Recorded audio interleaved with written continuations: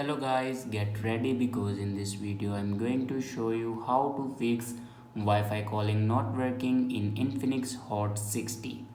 So watch this video carefully and follow every step as I'm showing in video, and don't forget to subscribe the channel.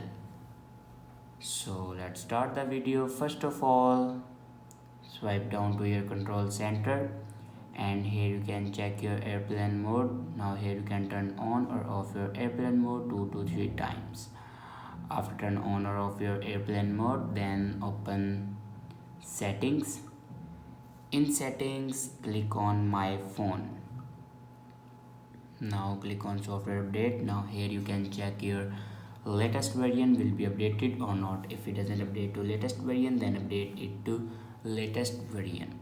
After update a latest version, then go back to the main page of your settings and scroll down in last, and here you can see the option system. Now click on it and then click on reset phone.